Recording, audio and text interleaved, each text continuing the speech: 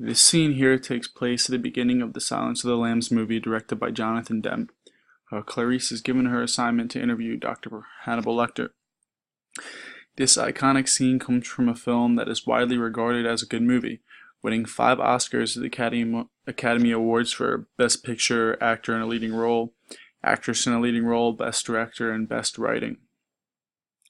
This scene also starts developing the narrative, the various characters, and how they are all intertwined, such as Hannibal, Buffalo Bill, Clarice, and etc. As Clarice and her boss discuss Hannibal Lecter, an aura is created around him as they describe how dangerous he is. There is even some foreshadowing as Clarice is warned not to tell Hannibal anything personal. There are several components to the scene that make it great and iconic between the filmmaker's use of sound, cinematography, mise-en-scène, film form, and narrative form. All components are intertwined to create this scene here. New characters are constantly introduced in the beginning of this film, and each one seems to see Lecter a bit differently. Variation is a component of film form, and in this scene, there's plenty of character variation to create contrast between their personalities and motives. Here it is clear that Clarice is uncomfortable with Dr. Chilnut's advancements and flirting, and we can only see this through her facial expressions, which is staging, an important component of mise-en-scène. But why is she uncomfortable? There could be several ways to interpret this part of the scene. From a referential meaning, Clarice is just uncomfortable because of his flirting and not interested in dating him. An explicit meaning of this may be that Clarice doesn't want her good looks as a female to set her back in the workplace. Perhaps she wants to be taken seriously and not flirted with. The audience is continually experiencing contrasts of characters and just how complex Hannibal really is. Because Dr. Chilnut is portrayed as Hannibal's nemesis, he should therefore be liked or seen as a good guy. But again, through mise-en-scène and staging, he's seen as creepy and off-putting. This may make the audience wonder just whether Hannibal is good or evil. The expectations of Hannibal Lecter are still rising through the filmmaker's use of staging. Clarice is shown the picture of the mutilated nurse here, and although the audience can't see it, we can tell by her facial expressions, again, staging, that Hannibal must have done something horrible to the nurse. As Clarice is brought into the unit, there are diegetic and non-diegetic sounds. There is beeping with the opening and closing of doors, and there's also ominous non-diegetic music in the background. This manipulates the audience, gets them on their toes, and raises the suspense. Almost makes them afraid of what's to come next in the scene. Upcoming in this scene is going to be a long tracking shot of Clarice entering the corridor containing all the inmates and Hannibal Lecter. Here the audience gets acquainted with their conditions and the other inmates.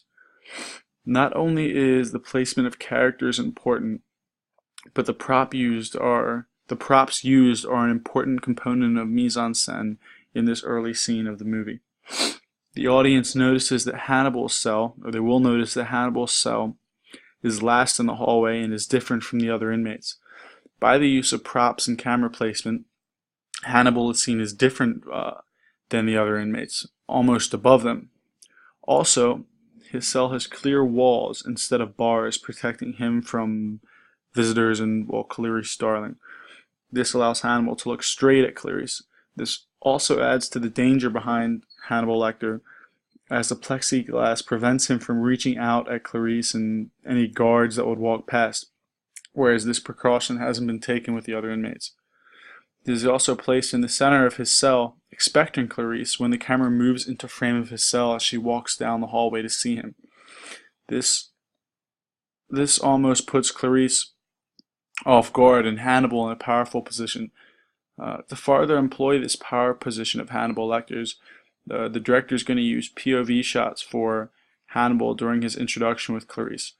The only other character that has POV shots throughout the movie is Clarice herself, except for one instance with Buffalo Bill later in the film. In addition, the filmmakers use close-up shots of both Hannibal and Clarice in this scene. In fact, the close-up shots are going to seem closer with Hannibal than with Clarice.